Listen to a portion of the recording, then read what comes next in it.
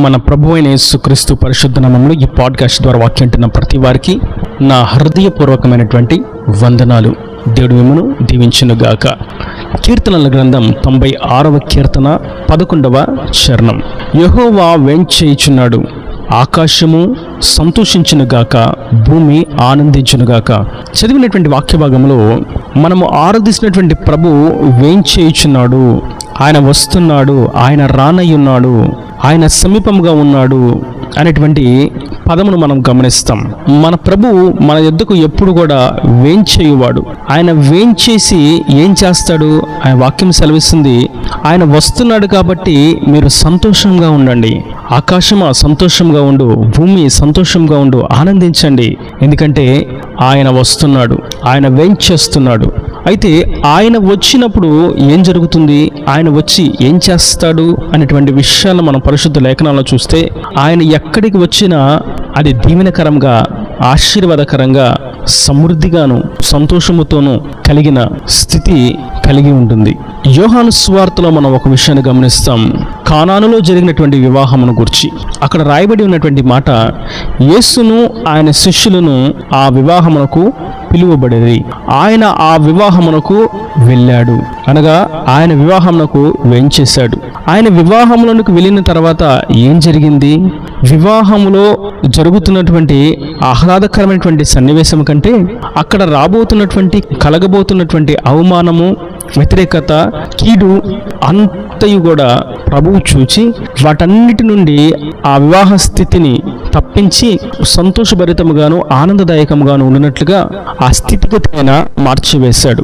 ద్రాక్షరసమంతా అయిపోయి నవ్వులు పాలు కావలసినటువంటి ఆ వివాహ సందర్భాన్ని, తలదించుకోవాల్సినటువంటి ఆ యొక్క సన్నివేశాన్ని ఆయన ద్రాక్షరసాన్ని అనుగ్రహించి వారికి ఏది కూడా కొదువు కాకుండా వారి తల ఎత్తబడినట్లుగా, అంతకంటే ఎక్కువ ఖ్యాతిని పొందినట్లుగా ప్రభు చేశారు. ఆయన వేంచేయుట చేత, ఆయన వచ్చుట చేత ఎక్కడెక్కడైతే కొదువులు, కొరతలు ఏర్పడుతూ ఉన్నాయో వాటన్నిటినీ కూడా ఆయన భర్తీ చేయగలిగిన వాడు. ఆయన వస్తే సంతృప్తి, సమృద్ధి, సంతోషము కలుగుతుంది.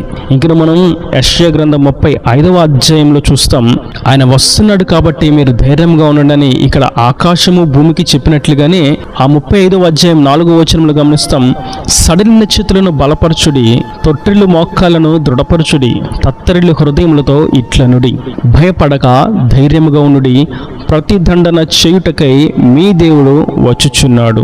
ప్రతిదండనను చేయదగిన ప్రతీకారమును ఆయన చేయును, ఆయన వచ్చి తానే మిమ్మును రక్షించును. ఈ 4వ వచనంలో ఆయన వచ్చినప్పుడు తన జనులకు ఎటువంటి సంరక్షణను కలుగు చేస్తాడు, ఎటువంటి క్షేమస్థితిని అనుగ్రహిస్తాడు, తన శత్రుల విషయంలో ప్రభు ఏ విధంగా స్పందిస్తాడు అనేటువంటి విషయాన్ని గమనిస్తాం. మనము ఆరాధిస్తున్నటువంటి ప్రభువు నీతిగల న్యాయాధిపతి. ఆయన నీచులను చూచి నీతిమంతులు అని ఎంచడు, ఆయన పరిశుద్ధులను చూచి పాపులు అని ఎంచడు. మార్గతలో ఉన్నటువంటి జనులను నా నిమిత్తమే దారిద్రతను వహిస్తున్న వారు వీరే అని చెప్పడు. దారిద్రతలో ఉన్నవారిని వీరిని నేనెన్నడూ ఎరుగను అని అనడు. ఎందుకంటే ఆయన నీతిగల న్యాయాధిపతి. ఆయన సమస్తమును బాగుగా ఎరిగినవాడు. ఆయన అంతటను అందరినీ చూస్తున్నవాడు. ఆ ప్రభు సెలవిస్తున్నారు, నేను వచ్చి ప్రతిదండనను చేయదగిన ప్రతీకారమును చేస్తాను, నేను వచ్చి నేనే మిమ్మను రక్షిస్తాను. కాబట్టి మీ చేతులను, మీ కాళ్ళను, మీ హృదయములను బలపరచండి, దృఢపరచండి, ధైర్యపరచుకోండి, మిమ్మల్ని మీరే ప్రోత్సాహపరచుకోండి.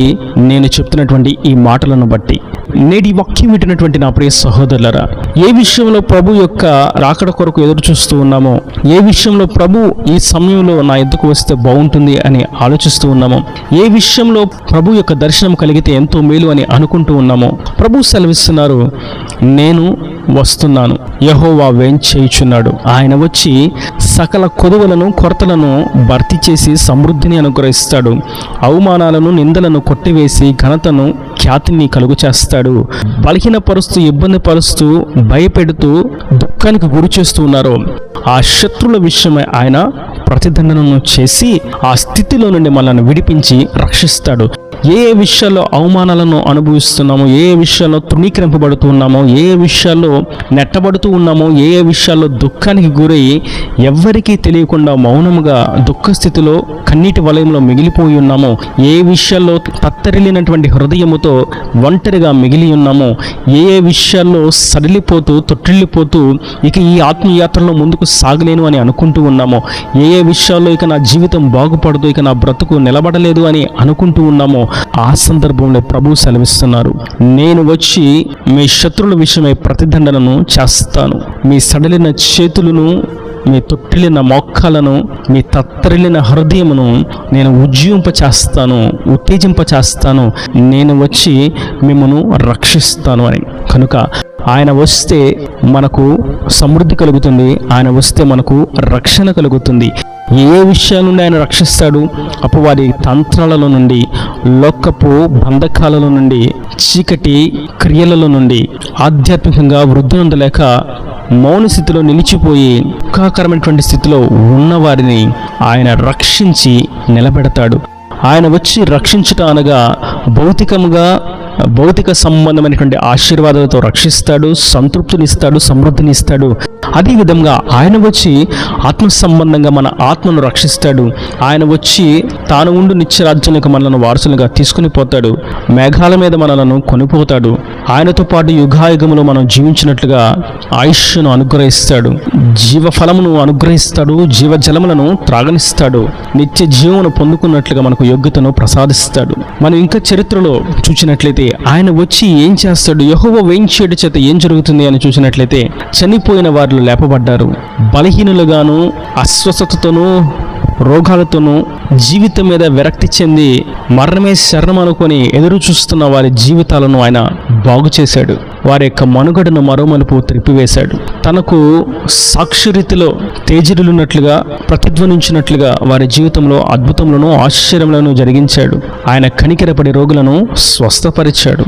పేతురు అత్త జ్వరముతో పడి ఉన్నప్పుడు ఆయన వచ్చి పేతురు ఇంటిలోకి ప్రవేశించి ఆమె చేతిని పట్టినప్పుడు ఆమె సంపూర్ణమైనటువంటి ఆరోగ్యం పొందుకునేదై తిరిగి ప్రభువుకు ఉపచారము చేయట ప్రారంభించింది. ఆయన వచ్చుట చేత కలిగేది క్షేమము, దీవెన, సంరక్షణ తప్ప దుఃఖము, ఎడబాటు, కన్నీరు కానే కాదు.